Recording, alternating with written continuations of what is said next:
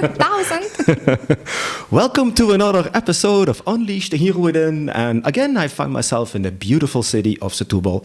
And today I'm going to have a conversation with the beautiful Federica Gallus, who has the voice of an angel. So, you guessed it, she is a singer. Federica, welcome to the show. How are you feeling? Thank you very much. Thank you very much for inviting. Very nervous. Very nervous? Well, we'll do our best to get that away from you. Yeah. So let's start easy. Who are you? And since the podcast is about a transformational journey, who would you like to become in your life? Okay, let's start with a kind of easy one. Sure. So I'm Federica, I'm a singer, and I live in Setúbal for 3 years. I'm born in Sardinia, which is a very beautiful island, and here I am. Here you are in Setúbal, Yes. being a singer. I don't know who I want to become. I think I'm still in working process, but you know. But does it involve music and singing? Oh, definitely. Oh, I think okay. that's my priority in life. So do you want to be like, I don't know, an opera singer or a rock singer, or do you want to do musicals, or what would be, I mean, singing is so wide. Not that I know anything about singing, but... I think I don't like the idea to put myself in a box, or like I would like to be an opera singer or a jazz singer. I had this problem in my life. I wouldn't say that it's my problem, but I often find myself in a difficult choice about it. Like, I want to become an opera singer, a jazz singer, a pop singer. I think I would like to sing everything. Like everything that I'm capable of, you know, and in many languages possible. Okay, so you're still exploring. Yes, I'm still in working process, but you know, I'm an opera trainer. Yeah, I did opera training. Like I started when I was 18, and I think I stopped when I was 25. Yeah, 24, 25. And but you know, I always listen a lot of music. I was always like influenced by a lot of music, like jazz, soul, because my father is very passionate about R&B and soul, and my mother likes a lot of songwriters from Italy, and so I have a very mix of genre. So. I think I like to explore a lot of type of music, you know. Yeah. And you just mentioned more languages. You sing in how many different languages? Well, I don't know. I speak 5 languages. Like not very well. No, I'm joking. I try a lot. You know. For now, I speak Italian, Portuguese, English, and Sardinian, which is another language. Not many people knows that, but is another language. Yeah. So for now I'm in transition, because I speak a lot of English with my flatmate, which you know who is Conrad. And which is American, but so I'm in transition in the sense that I'm speaking a lot of Portuguese now, because I have a lot of friends, Portuguese friends. So I'm speaking more and more, and reading a lot of books in Portuguese. So sometimes is this big mixing of switching in Italian and then swearing in Sardinian, and okay, that's cool. when I'm angry it's just Sardinian or Italian. Then if I want to speak more like calm, it's English or Portuguese or Spanish, you know. Like Portuguese, Spanish and Sardinian, they are very, very similar, you know, like some words there if the same. So okay. Yeah. So you were introduced with music at a very young age. I mean, were your parents, they were interested in music, but were they musicians? Or did they play records? Or No, they are not musicians, but my father is it's very passionate about music. And he used to come back every Sunday, or like more or less every Sunday, with a different CD, because before the CDs, they would come in magazines. Okay. So he used to come with at home with a lot of CDs of Aretha Franklin and B.B. King or Miles Davis and So my passion about soul and R&B comes from him, actually, you know. And I think it comes from there. And then I have my cousin that it's a great rapper. And then, like, you know, I think I was exposed a lot about art and music. Okay. Yeah. So did you knew at a very young age that you want to become a singer?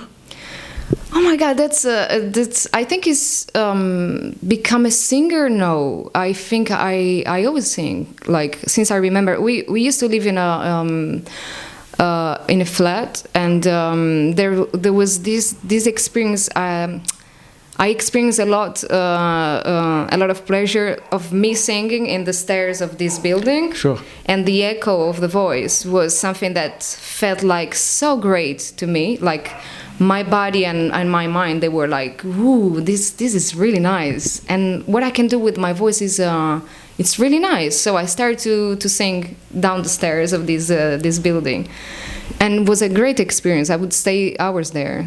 Really? Just trying things, you know, stuff like this, you know. And I think that was my first experience with the voice. Then I started to sing, like, properly, because my father used to take this stuff, these CDs at home. So I used to sing in English, even if I didn't know what I was saying. I used to sing just sound, you know, English sound, and everybody was happy when I was singing. So I was like, oh, that's good, you know. It's kind of oh, hey, I'm here, love me. You're being seen. Yeah, I've been seen and recognized. So I guess it's the way I started, and then I continue, and then I felt like great pleasure of doing it, and I kept going till now. Okay. And I think I'm gonna keep going. Of course, yeah.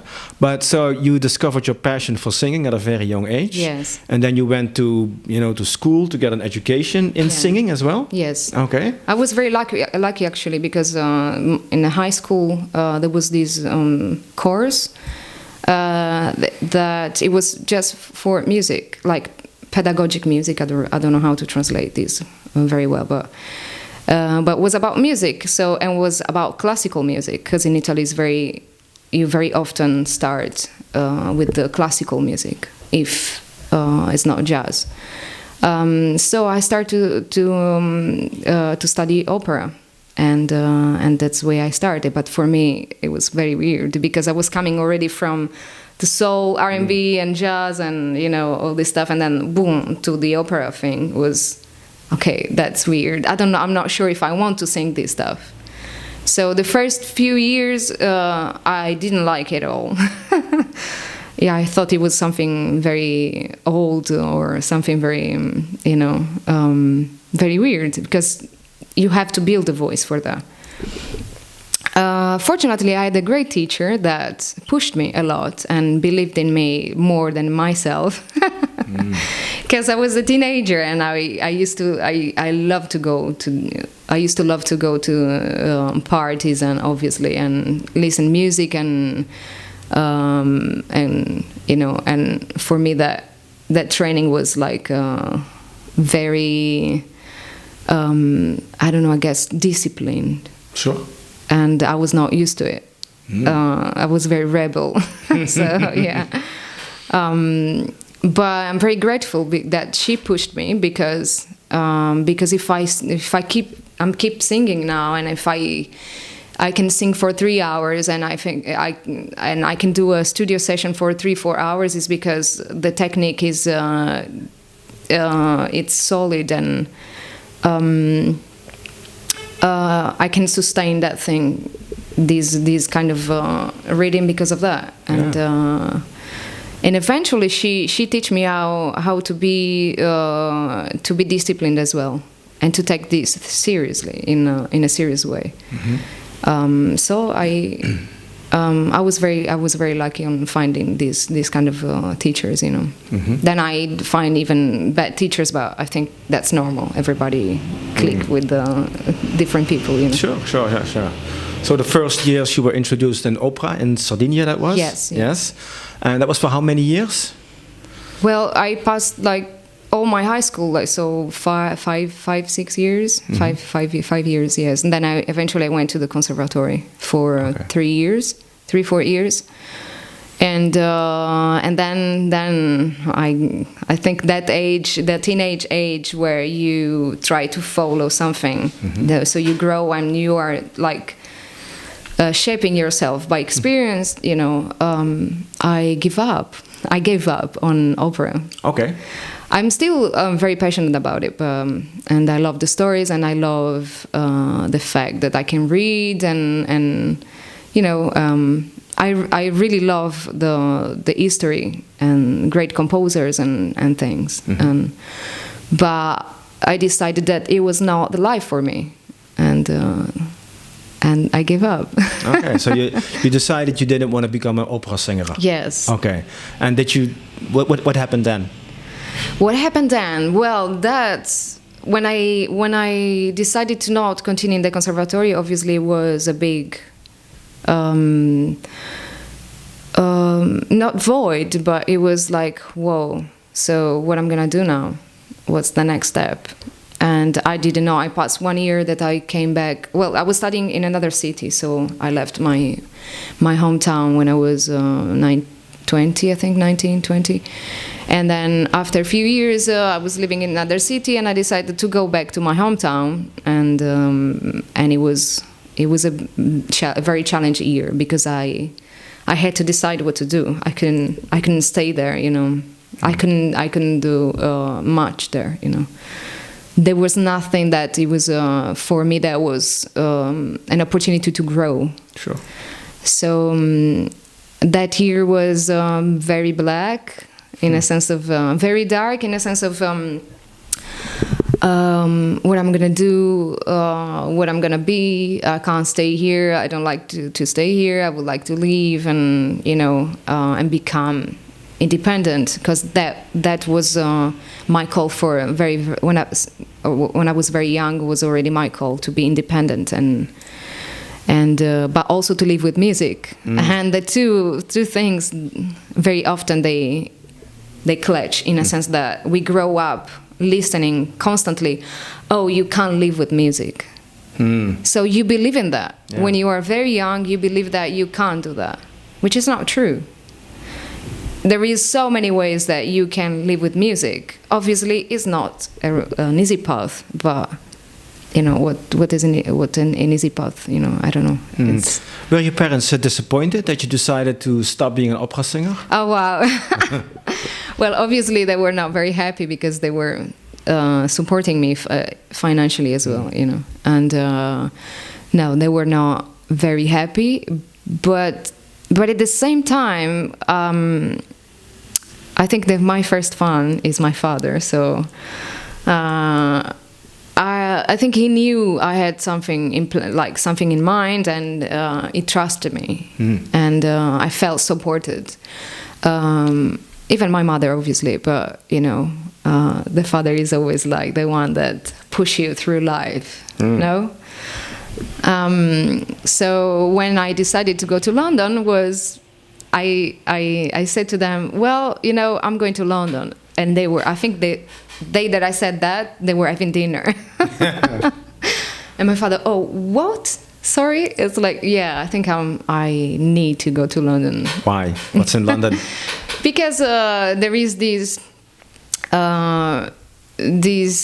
image of London as the city of music, which it was and which is. But then again, there, like after years in London, you understand. I understood that I am the music and I go wherever I want. I am like, there's not the city of music. There's not such a thing. So you are the music and you take yourself where you want to be. Sure. But all these things that I'm describing now is a process through the years, and they were very very tough, because it's like you killing some thoughts, some like limitation. For example, okay, London is the city of music, so what am I doing in Setúbal? You know, like I thought that when I was living in London, I thought like, oh my God, what am I doing? I'm going to Portugal. Okay, but let's go back to London. You decided to go to London because that was the place for music. Yeah. So you thought that, you know, in London you're going to find your voice, maybe, the music that you really like. Did you have like relatives living there? Did you save up some money to go to London? I mean, you had to make some money as well, pay rent, even definitely. in London. Yeah. So how did that go? Once again, I think my family supported me a lot in this decision, a lot, and I also did work and put a bit money apart, but most of the time is the support of my family there again. Once that's again, good. Yeah. Yes. So the first few months that I was in London, I found a room, and then I had to find eventually a job, which was a very, very funny job. I was working in the kitchen. Like making dinner, cooking? Yes, I was doing the dishes. Yes, I was cooking. I was cutting onions the first day, like everybody started. Like I don't know, but but this experience was very nice because I met a lot of Colombians and Spanish and a lot of people from different countries, and that was amazing because, like, you know, you think you are there cutting onions, and then something magical is happening. You are meeting human beings with different stories, with different music, with different everything is different, you know. And while I'm cutting onions and learning English and actually learning Spanish, because I learned Spanish first, I'm hearing these stories of life stories from Colombians, and which is like, for me was amazing because it was completely different of what I lived, and it was a great experience, you know. And I remember. After a few months there cooking or cutting onions and stuff like this, I started to sing because it was boring at one point. Yeah, nobody was talking, and I started to sing, and everybody was like, "Whoa, what is happening here?" So it became a very grateful experience, you know. And eventually I put them playing instruments while I was singing. In the kitchen. Yeah, it was beautiful because at one point it became an orchestra in in this kitchen. So it was not boring anymore. And I think I built a lot of very interesting friendship there with them. Yeah. But then how did you start to perform in London? I mean, you're working in the kitchen, singing in the kitchen, but how did you go to the stage? So through, like, after a few months that I was cooking and cutting onions and everything and singing, one of my managers at the time decided there was good to learn sushi. Okay. Because I was a very creative person, doing plates or like creating things, and let me try to put you to do sushi. So I started to do a training to do sushi, and it was very nice. It was fun time as well because I met my teacher was from Nepal, and while she was teaching me for 3 months how to clean the rice, she would teach me some few words because I would ask her. I'm really passionate about languages, so she started to teaching me some music, some songs from Nepal. So it was amazing because I was learning how to do sushi and how to sing in Nepalese, which was like, oh my God, this is very nice. And then after I started to do sushi, I was stable with my job financially as well. So I decided that I had to explore the music part, which it was not very easy at the first time because I had to wake up very early and 2 hours tube station. So and I had to go to explore some jam sessions in the night. So I had that was very tough for me. But I felt so great there because I felt that I was proving something to me, that I was capable of something. Because I used to be very scared of trying things and very insecure. And I think London was a great experience because you toughen up there, or you just live. But I was happy that I survived at least 4 years there. That's quite some time you spent there. Yeah. So then you were finding these jobs where you could perform on stage. So during the day you worked making as a sushi chef, and at night you would play on stage. Yeah. I used to go a lot to jam sessions, and because I wanted to hear different music and different musicians from different countries. Because London has this. At the time, it had always had a great influence from different countries. So you would talk with the bass player from Greek, the drummer from whatever country. So it's amazing the way people experience music in a different way, and the way they play and the way people live that properly, And I started like this. I started to meet people there. I started to meet musicians. Eventually, I started to meet even musicians from my country. So I started to do little collaboration, opening some concerts, and then I remember the first time that I was going out and explore the part of the music. I was with a friend, and we went to Ronnie Scott Jazz Club, which is a very intimidating place for people, for singers, for musicians as well, and because it's a very famous place for jazz concerts. And we went there, and there was like few musicians, and I remember that time there was this saxophone player, and he said, well, there was this concert going on, and it was finishing, and it was a beautiful concert, and they called me on stage. Oh, do you want to come to sing a song? And I was like, no way. I was frozen, but I was like, okay, now or never. So I decided to go, and it was amazing because from there I started to meet a lot of people that they would call me to do other gigs and to participate, and eventually I started to work properly, and I was already shifting. I didn't have any more time for go to the sushi, which he was not very happy, my manager, but so I had this transition from the sushi to music. Yeah. So what did you learn the most from spending 4 years in London? Yes. It was. What was the biggest lesson that you learned during that time there?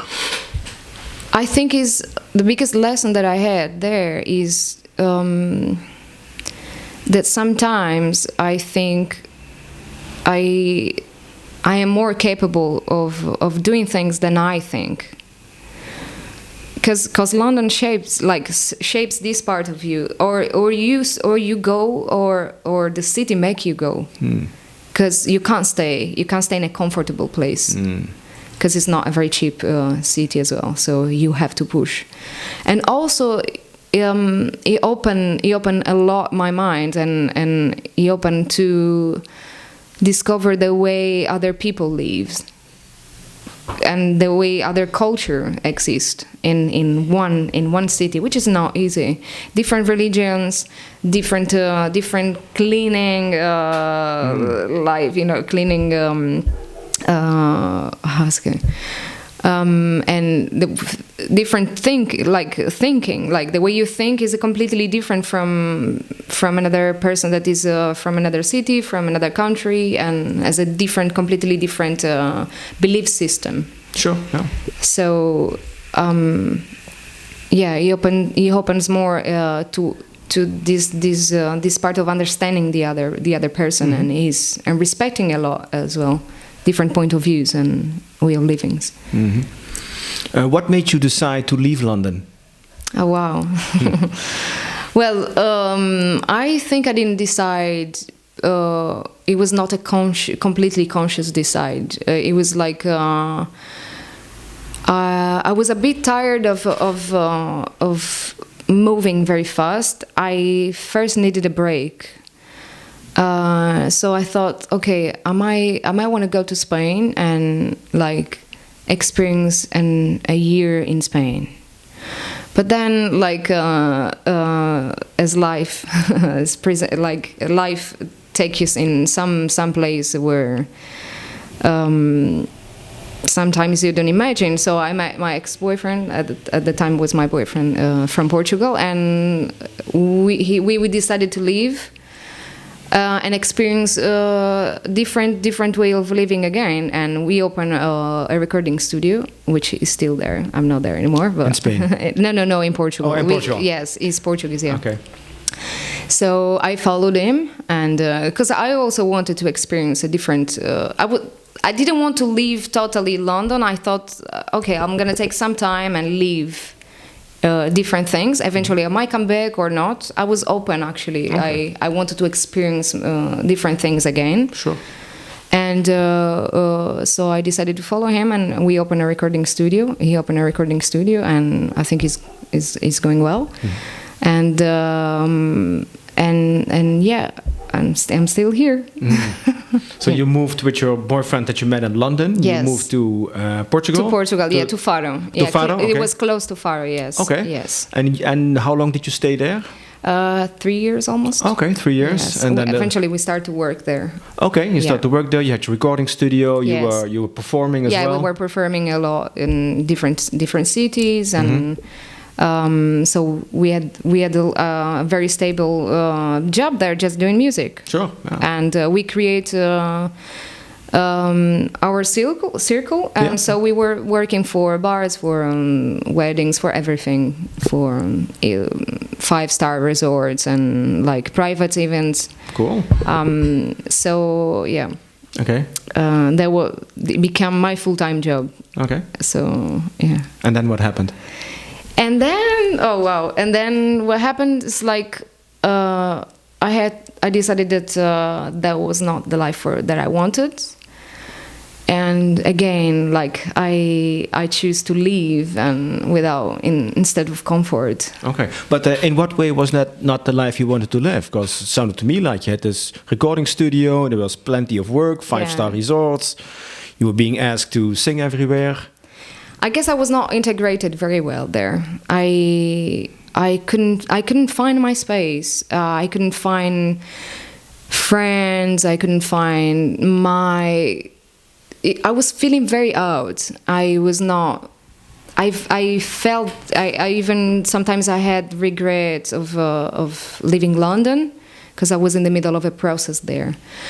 But thinking about it is like. I was in the right place because I was growing. Once again, I was growing. Growing is not easy, and it's not easy, and it's not something that it's flowers and it's tough. So I think I was growing there too, and I decided that I want to keep going with music by myself and finding artists and. Because I think I need a lot of to be contaminated from different musicians and different point of views and different point of living music. So what I guess I was missing a lot this finding artists where I could speak, I could build my original project. Also, it was very tough because I was not speaking Portuguese. And the barrier language is not as well. It was not easy thing. So yeah, I think it was a big process again. Okay. The same process that I felt when I was back to my hometown, and then I decided to live London, to go to live to London. So I think I experienced these years where I mean, kind of in a kind of a cocoon, and I experienced a very, very introspective time. Okay. And then I decide to go.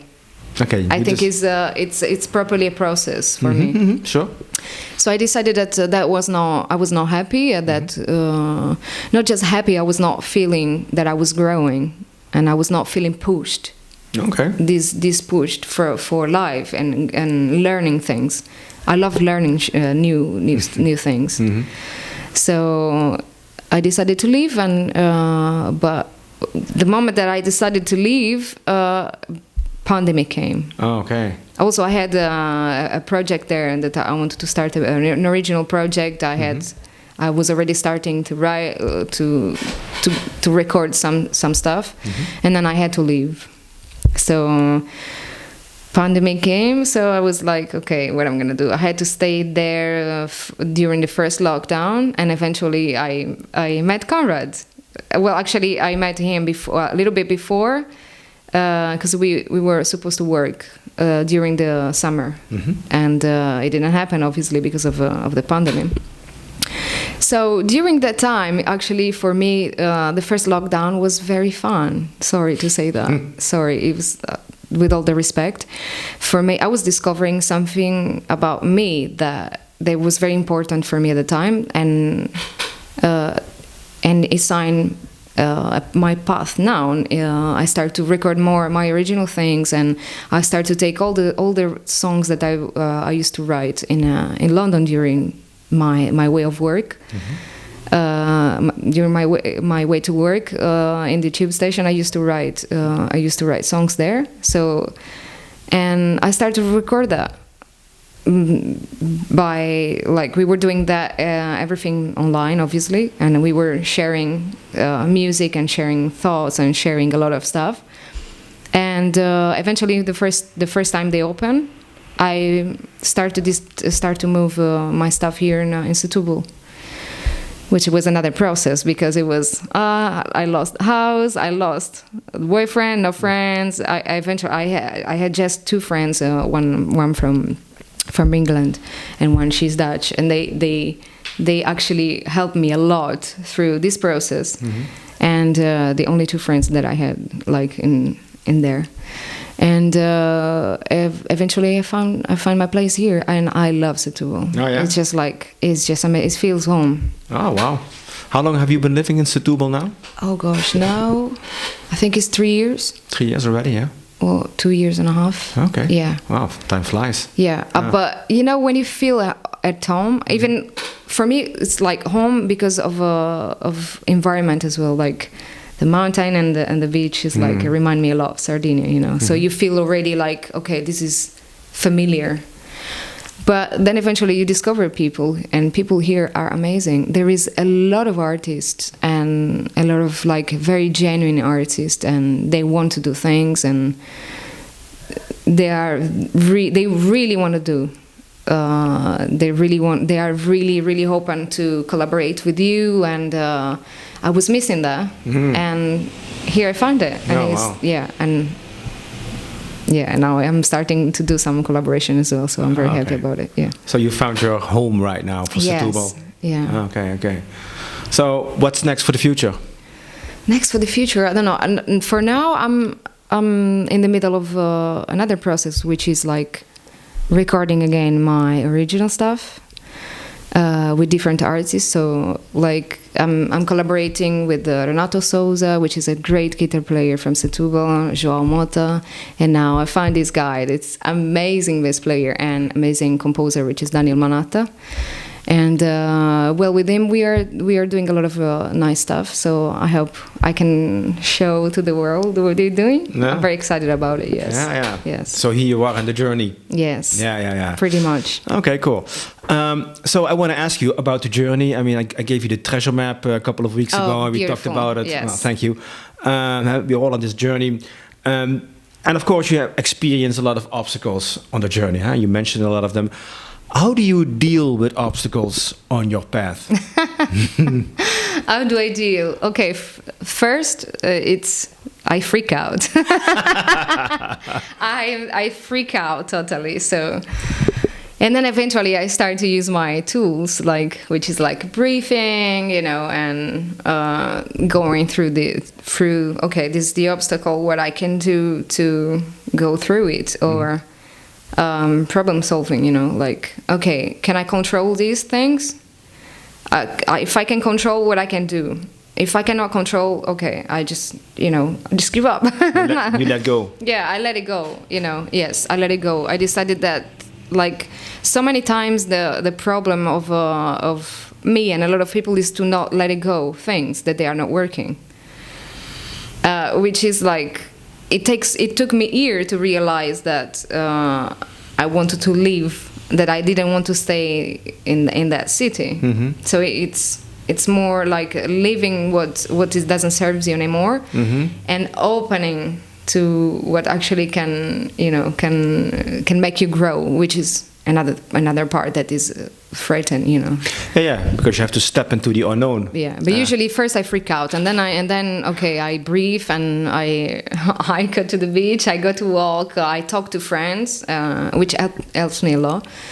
And I talk to my brother, my sister, and which are very important to me because they are really my solid. It's like a solid.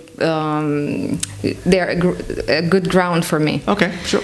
So talking is a good thing for me. I think it's because I work with the communication. So for me, talking about something make that thing sing in another point of view. So when I start to see that problem in another point of view, okay, now I can find a resolution of it. Okay, I'm curious how much of, because singing is, if you sing a song, it's storytelling. You sing from the heart. Yes. To be the best. So you basically share a story from the heart, but you're just singing it. So how does your personal life inspire you to create music, to write songs? Oh wow, yes, sometimes yes, but I think it's like I'm very good on putting my on feeling what the other person is feeling. Okay. Like, so if in a song someone is feeling pain or is describing pain or happiness, I easily go through that. I easily impersonate that. Like I can experience what actually the writer is telling.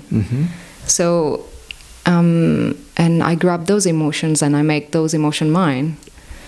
I guess it's like being an empathic person is it makes interpreting music more easily, I think. What is your favorite emotion to sing songs about? Oh wow. My favorite emotion.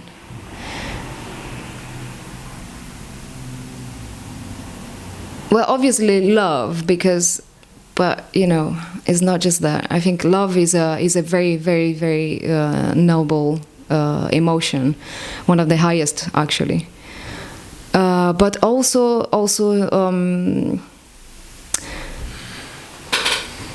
how do I describe this? There is one song that there is many songs obviously that I really like to sing, but Man in the Mirror of Michael Jackson just like make a change. It says make a change. No, it's like talking about like how do I describe this? It's very difficult. It's one of the greatest emotions, I think, is like wanting to change the world, or to change the way you are. So the man in the mirror. Yeah, it's or songs that they tell about revolution of history, or revolution of yourself. Yeah, I think the emotions are a lot. So I don't know. But let's dig a little deeper in your emotion of love, because you can also choose happy songs or sad songs, or romantic songs. A romantic song, but there's love. How important is love for you as an emotion that you can use in your songs? Oh, that's very important. Yeah. It's the main reason why I sing, because it makes me feel loved, and I really experience the emotion of loving myself and loving other people and loving the environment. I think if I was not a singer, I wouldn't survive in this world. Yeah, I don't know. It's just like it makes me feel this powerful emotion, which we are talking about love in general, not just loving someone, but loving everybody or loving everything and loving plants and cats and everything. So experiencing love. Yeah, experience love. Yeah, and gratitude as well. Sure. Yeah. So that would be a very powerful emotion to use in your music because everybody. Well, there's this thing about love, Either you don't have it and you would like to have it. Yeah. Or you have it and maybe it's not working out so well. So you want to improve the quality of love. So music can be. I don't know, letting people remember of how it can be. Yeah, probably. I think though, I really think that love, it's a misunderstanding emotion in songs, in a sense that I think love songs are about relationship songs. Sure. Yeah. Which I think there two things are completely different to me. Because one thing is, you can experience love for another person. But love itself, it's completely, it's an energetic part of ourselves that it's part of us, no? And love songs they used to tell that love is hard, love is difficult, and love is it's hurt. Love doesn't hurt. It's relationship. For me, it's relationship that hurts because we are human beings and we fail, we have a lot of conflicts, and so I think I would like to write songs about love, but not in a relationship standard way. I see what you mean. But as a pure thing, as a pure emotion, which is very detached to relationship conflicts. And this is another completely different thing. I think it's about giving people hope as well. Yes, of course. Yeah. Let them experience and let them realize how much they need it. Yeah. Maybe they've forgotten about it, or maybe they have a shitty relationship, and they think, "Wow, now I'm being reminded that I need to put more love in my relationship." Or in myself. Or in myself. Yeah. That's where it begins, right? Yes. If you want to experience it more, then you have to express it more. Yeah. Which is very interesting because, before we had this interview, we talked about vulnerability. Yes. So love and vulnerability, that's a very interesting one, right? Because how important is vulnerability in your life? Since we're on that topic. Vulnerability. I used to be scared of this word, but I'm learning to be vulnerable.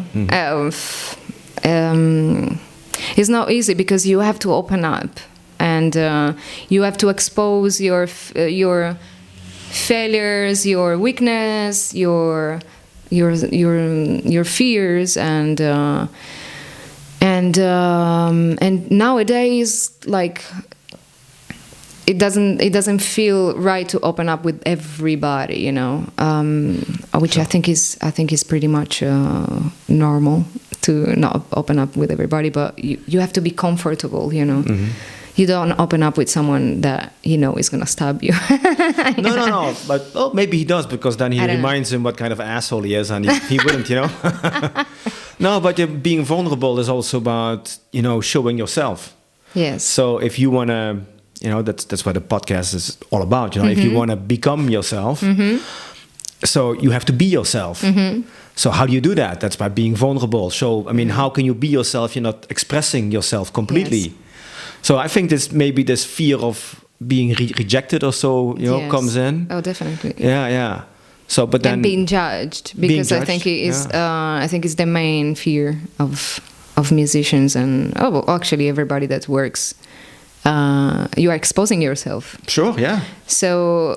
If going through the process of composing is like, oh my God, this is never right. The first thing you do is like, how would you listen this song? How would it be? Like you are afraid of the judgmental people, And then that passed. That step eventually passed, and you don't care anymore. And doing music, like, okay, this is what I have to offer, and you like it or you don't, it's okay. This is what I feel, this is what I experience, and I think music and composing is helping me through this a lot. Like, okay, I used to be very shy, or I used to be very, very controlled, like, I can't do this, I can't do that, or so music is teaching me this in real life as well. Yeah, I can imagine. To open up with friends, to open up with people more and more. But yeah, vulnerability is something that definitely it's something to explore, you know. But is it something that comes in play when you're on stage? So does fear and vulnerability, is that an ingredient when you perform on stage? It depends. It depends which kind of public there is as well, which kind of crowd there is. You can tell that if it's a crowd that is not watching and is not interested, you have a different approach. I tend to deliver my stuff anyway, you know, but during the years it's like, okay, it's completely different to do a concert with your original stuff, and because you are there very exposed. Yes. That's very different, which that's going to be my next step, which I still don't know. It's kind of scary, but that will be my next step.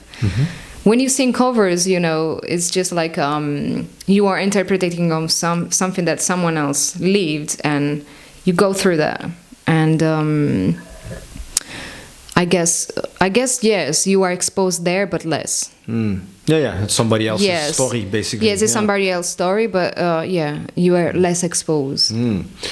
If you would sing a love story, for instance, I mean, you can sing a love story, you know, being completely vulnerable and sing it completely from your heart. Oh, definitely. Yeah, or you can just sing it like, well, you know, here it goes. Like, it's not completely from the heart. Do you ever decide how to perform a certain song? No, you never decide. You just like is the moment.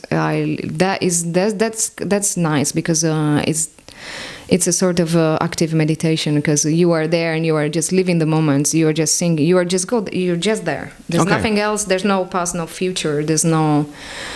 It's a great experience, and I think everybody should sing.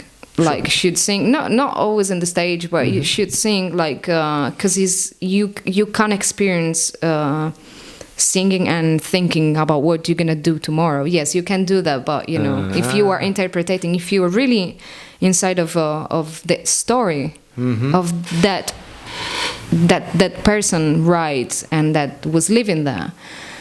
It's just amazing, because you go through your own things, and you can your own emotions, and you can deliver. You can deliver that through that. So it's a very interesting thing to do, which it actually cured me, because I used to suffer from anxiety, and it helped me a lot, because the breathing part and this thing that you have to stay in the moment.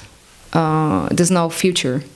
It's now. It's just now. It's just you, your voice, your body, and take me the way I am. So it's just what it is. And actually, when I started to experience that, I could see that from the crowd, the result was completely different. Not the result, the response was completely different. Was more engaging and was more feeling it. So it's the way you sing as well. It can influence it obviously influence who is listening, you know, and you can connect with a lot of people. Yeah. Which is beautiful. Of course, yeah. That's what you really want to do. You want to connect with people. Oh, yeah, definitely, yes. You want to give them an experience from the heart. Yeah. I want to connect with them. Wow, that's very nice. I was going to ask a question, but I forgot. Oh, yeah, here it is. You've performed, like, I don't know, thousands of times. I don't know, many hundreds of times. Do you still get stage fright sometimes? Do you get nervous sometimes? Oh, yeah. Sometimes, yes. Yeah? Way less. Less and less. But it depends which stage is as well. Like doing covers now, it become like my full-time job. So you go there, you do your things, and you know, which is different from going and singing your original stuff, or like perform in a big stage in front of a lot of people, or just with 3 people. Because I experienced that as well, that singing in front of a lot of people, it's scary. Yes, of course you feel anxiety, and you feel scared. But it's way, way more scary to perform in front of 4 or 5 people. It's just like really scary, because they are there. Yeah. They're really listening. So they are present, and you have to be present. Because if you're not present, they will not connect with you. It's just like it's talking with just one person and one camera. It's threatening. It's weird, huh? Yeah. It's weird. Yeah, because without the camera, without the microphone, you talk for hours. Yes. It's all good. Yeah, definitely. Yeah. But you want to connect for those people, and you want to leave them something. I want to leave them something, like whatever it is, like a laugh, a tear, or maybe even nothing. But it's the connection that that's actually the main reason of it. Sure. I can imagine. So now we got the easy part. You can. I have a bunch of questions. That from the podcast I did with Conrad. So you can pick a number between 1 and 48. Okay. And that will lead to a question. So I love wisely. numbers. Yeah. Yeah. So I'll pick 22. 22. All right. What do you experience as the biggest challenge in your life, and how do you deal with that? Whoa. Can you read it again? Yeah. What do you experience as the biggest challenge in your life, and how do you deal with that? The biggest challenge of my life, I think it was take the responsibility of becoming a singer for real. Like, this is what I want to do. No jokes anymore. Nor this is what I want to do. This is what I want to do for life. And because I experienced how important it is for me, but for other people as well. Now more than everything. How so for other people as well? Because I think people really needed to apart from music, experience emotions, like different emotions, and be present in that moment, and take not just like and experience this powerful thing, which is music. Sometimes like it's not taken seriously, this music in general, but I think it's a great tool. I start to teach like singing. I started to give singing lessons 4 or 5 years ago. Obviously, that was very challenging for me, because I didn't know if I was able to do it until you do, and you start to understand how people really need to learn how to communicate with themselves and with other people. Because singing is not just learning how to sing songs, but it's learning how to express yourself. And that's actually something that people need, to express themselves, and through a different way, like singing, and not just talking, and because through singing you can express yourself in ways that talking is not totally possible. Like, you can describe an emotion, yes, intellectually, but singing is it's something that you express. It's just like direct. There's no filters.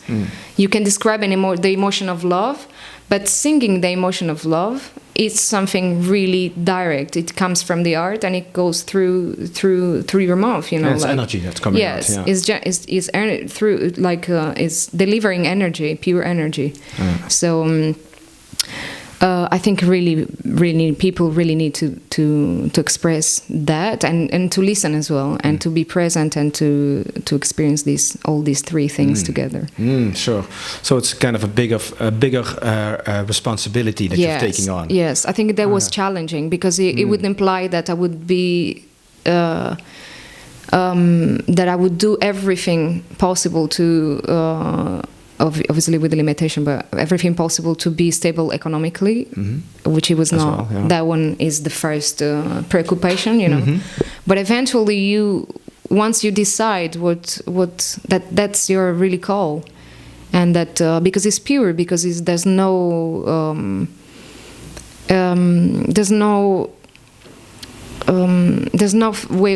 thinking on.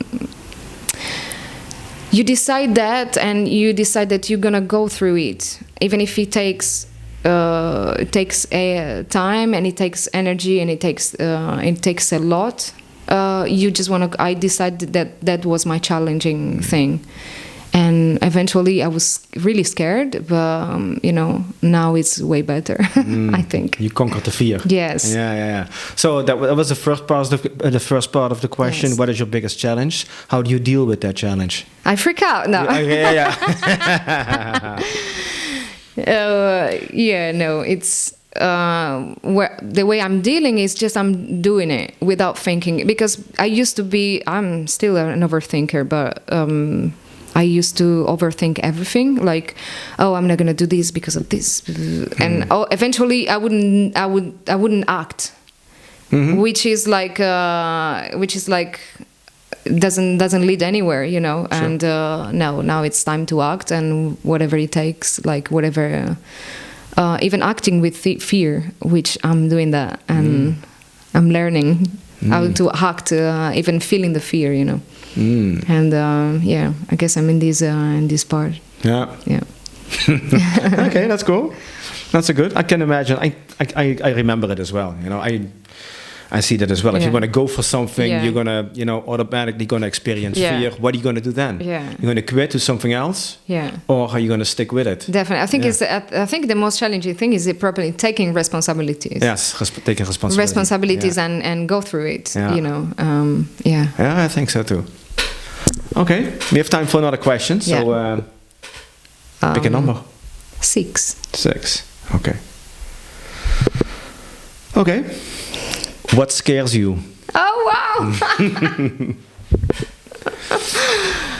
Of course, I had that question in my head for many days, and I attract that question. What scares me? Scares me. I don't know. Fear, and fear always evolve with the. I think is as a reason for exist, and we were talking about that before, and. It's the way our brain protects us, and so every year they evolve, and I think I don't have one. I used to be afraid of losing my mind. Really? Yes, I used to be afraid of that, of not being controlled of my emotions, or no. Actually, it was mostly like losing control of my mind, and not being able. To think straight, but then I understood where it was coming from, and I go through that, and eventually it was just a protective, the way my brain was protecting of challenging myself and exposing myself, and taking the responsibility of my life and who I was and who I am now. So one fear now that I have, I don't know. I'm just going through, like I'm just pushing myself a lot now. I mean, I'm in a period of my time where I'm just going, like, I'm gonna do, that's it. I just I feel any fear that I feel. I know it's something that it comes from my mind, and it is not real. It's not 100% real. So I have to remind myself that I can do it, and then I move forward. Because before it was like, oh my God, what if I can become what I want to be? So, or what if I can't? I'm not gonna be able to sing. or to do this and to do that, I think then you go through those fears, and you take one by one, and you realize that it's actually, is a way of not going through things, not taking responsibilities, and not analyzing them, and so I think he's the apart cockroaches. No, I really don't like that. Yeah, someone walking in the corner. Jesus! Yeah. So we've come to the end of the interview. I survived. Yeah, it was easy, wasn't it? Yeah. You were so nervous in the beginning, but yeah. Easy Definitely, peasy. yes. Right. So, but you always have the last word. So, is there anything that you would like to share? And I would, especially maybe want to address this to people who are discovering their passion as well, and they experience also the fear that comes with discovering your passion, because you're going to have these internal dialogues of, am I good enough? Who's going to listen to me? Who wants to see me perform? So most of those fears, they are not even our fears. They are imposed by society, and they are imposed by society by the way you grow up, in which kind of culture you grow up, and I think it's important to analyze which kind of fears are yours, and which one are yours in a sense of they become yours because you grow up with those kind of fears. So if you're afraid to experience if it comes from if it comes from a place where your art and your passion, you are really passionate about it, you should experience that, because there's something there, and usually you discover that when you're a child. I think is pretty much you know already when you are a child what moves you. Then you eventually grow up with a lot of contamination from society and from family, from friends, from whatever. And I think if you are deciding to be a sculptor, just do it, because I think you have one life. You can't stay, and you're gonna experience anyway fear, even if you have a normal job or like a stable job and everything. You can do both. You can do a lot of things if it's that your priority and that moves you. It depends what moves you. If something that moves you, you should really go forward. And you're gonna experience anywhere fear, and so embrace it. Yeah, now you heard it. Embrace fear. Yeah, wise words. Embrace fear. You're gonna feel it anyway. You might as well experience while doing something that you're really passionate about. Yeah. So No, that's cool. Yeah. All right, great. Yeah, I love it. Well, thank you so much. Thank you very much. Yeah, it was a great time with you. Thank you so much. Yeah, so, dear listener, I hope you enjoyed it as well. If so, thank you for listening. Thank you very much. And see you in the next episode. Much love. Bye-bye. Bye-bye. All right. Well, that was very nice. Thank you. Thank you. That went well. Man, I thought I couldn't make it. Oh, you did very well.